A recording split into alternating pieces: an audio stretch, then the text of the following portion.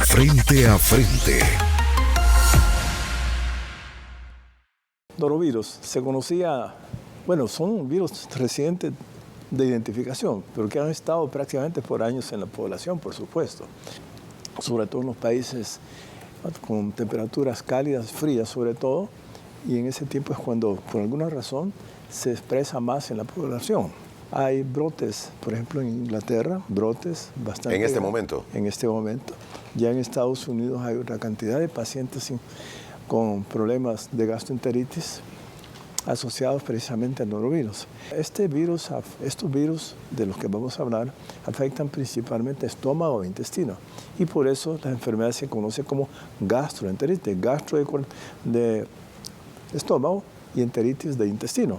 Entonces quiere decir que afecta desde la parte del estómago hacia todo el intestino, y se manifiesta precisamente por tener diarrea, dolor de estómago, cólicos en otras palabras, produce fiebre, y se manifiesta igual prácticamente con otras partículas virales que ocasionan diarrea en los niños principalmente, pero los adultos también estamos expuestos a adolecerlo. Si hay alguien contaminado con este virus y las mamás, por ejemplo, no tienen el cuidado de lavarse las manos después de estar aseando a un niño pequeño, entonces si no se lava sus manitas, prácticamente unos días después, horas después, porque tiene la capacidad de infectar a la persona en un periodo de incubación tan corto que puede ser hasta 12 horas. Quiere decir que si alguien tuvo contacto con esa paciente que adolece esa enfermedad y no se lava las manos, tenga la seguridad que en 12 a 48 horas va a estar igual que el niño que estaba cuidando. Aquellas personas que tienen alguna enfermedad asociada a cualquier nivel de su cuerpo, estas personas son más susceptibles a que puedan tener una deshidratación tan severa que puede ir a parar al hospital. El problema con los niños, al igual que el rotavirus, el problema con los niños es que como no se expresan qué es lo que sienten, tal vez un niño está llorón, tiene fiebre, pero empieza a hacer asientos, como la gente, como decimos en buen salvadoreño, asientos, varios líquidos, vómitos, y llega un momentito que ni tiene lágrimas siquiera, porque la deshidratación que tiene es tan severa que puede ese niño, de no ser tratado oportunamente, ir a parar al hospital ya en forma severa su cuadro para dar a cuidados intensivos, y estos niños pueden fallecer. Desafortunadamente para el norovirus no tenemos vacuna. El problema con estos virus es que no solamente es un tipo, sino que hay varios tipos. Y entre el norovirus hay varios de ellos, pero todos al final causan la misma expresión clínica, caracterizada por vómitos, náuseas, adinamia, fatiga, en otras palabras, dolor de estómago, cólicos, y produce fiebre también. El tema al final es que si no tiene el tratamiento apropiado, oportuno, inmediato, estos niños pueden entonces llegar a un estado de deshidratación tan severo que falla su riñón y prácticamente pueden fallecer. Estos virus se tratan principalmente en forma temprana con una hidratación adecuada. Se pueden dar antidiarreicos, pero no es conveniente, sobre todo que las personas en nuestro país utilizan la famosa intestinomicina o otros productos así que de alguna manera lo que hacen es, hablando así como la gente lo dice, tapan. Y si tapan a la gente, el problema es el siguiente, de que todo lo que iba a salir, el movimiento intestinal está trabajando siempre por estímulo de estas partículas virales y tiene que sacar todo. Quiere decir que lo que se va a hacer desde el punto de vista del tratamiento es equilibrar todo lo que sale versus lo que ingiere. Pero desgraciadamente si un niño llega con esta infección, deshidratado, y el médico o la enfermera, con indicaciones del médico, le dice, hidrátelo, pero no le explican cómo hidratarlo, entonces aquí lo que hay que hacer es equilibrar lo que sale a través de la diarrea y el vómito y equilibrarlo con la cantidad de líquidos que va a tomar. Siempre teniendo los cuidados en el sentido de que la persona tiene que tener un aseo adecuado una higiene de sus manos, porque el virus está presente tanto en el vómito como en la materia fecal. Si lo tuviésemos que comparar contra el rotavirus, ¿cuál diría que es la diferencia entre uno y otro? En primer lugar, el periodo de incubación es bien corto, demasiado corto. Estamos hablando de 12, 18, 24, inclusive hasta 48 horas, pero es bien corto. Significa esto que de no tener los cuidados iniciales, sin tener este conocimiento, por supuesto, en una familia podemos tener un brote familiar. Ahora, ¿el norovirus está afectando más a los niños y a los adultos mayores o es en cualquier edad? Cualquier edad. Y el problema con los niños es la deshidratación que puede ocasionar este virus.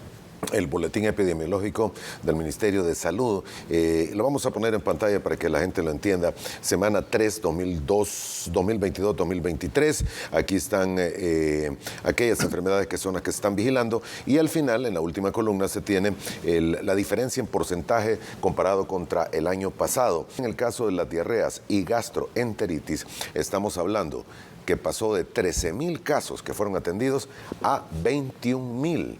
Una diferencia de 8,000 casos, y estamos hablando de la semana 3, 2022-2023. El número sí es significativamente elevado, doctor, precisamente. Adicional a lo que usted menciona, rotavirus, norovirus, ha de haber algo más también que está afectando.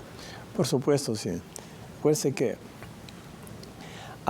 lo dije al principio, que hay diferentes microorganismos que pueden afectar el sistema digestivo, que es por ingesta de alimentos contaminados, agua contaminada, no lavarse las manos, llevarse alimentos a la boca sin lavarse las manos, cuando en superficies puede haber contaminación de virus y otras bacterias, y ¿por qué no decir? A partir de otra persona que yo estoy cuidando. Todos esos mecanismos a través de los cuales podemos adquirir estos microorganismos son prácticamente la causa de lo que estamos viendo en ese cuadro. Es decir, hay bacterias y hay virus. Y una buena parte de esta gastroenteritis prácticamente son virales. Pero la mayoría de las gastroenteritis se van a manifestar con diarrea líquida, cólicos, vómitos, náuseas y por supuesto deshidratación.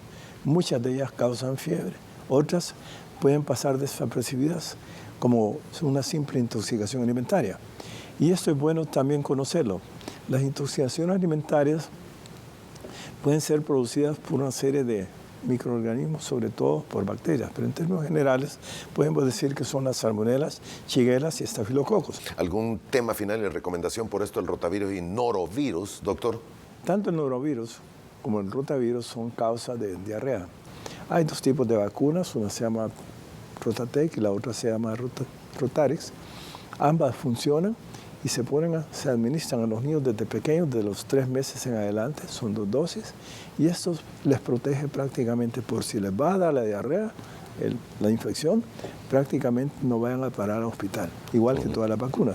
Por lo tanto, es bien importante hacer un llamado a la población que cuando estamos hablando de un aumento de la gastroenteritis en nuestro país, llevarlos prácticamente a los niños pequeños a su vacuna. H5N1, doctor, influenza aviar. ¿Qué opinión tiene, doctor?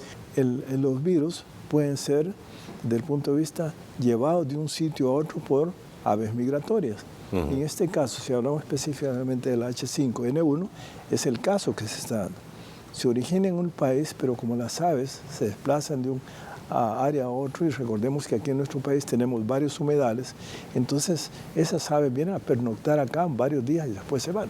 Pero también muchas de esas, cuando encuentran, por ejemplo en Guatemala, en Honduras, que encuentran aves muertas en alguna parte de su territorio, esto es un motivo de urgencia a las autoridades de salud, en el sentido de saber que está prácticamente siendo transportado ese virus por las aves hacia otras partes en otros países.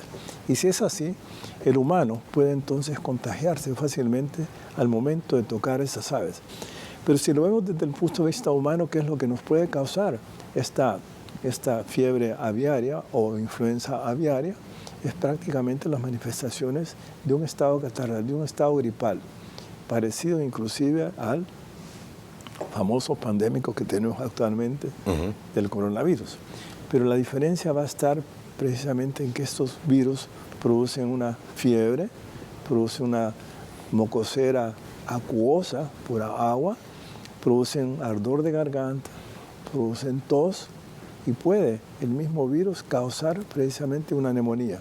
En todo caso, en nuestro país, que yo sepa, no ha sido identificado, pero desde el momento que sabemos que en otros países esas aves migratorias son las que están transportando el virus y a los diferentes países por su migración que tienen constante en los humedales, pues creo que la autoridad pone su barba en remojo y empieza a monitorear los casos que se pueden dar en humanos.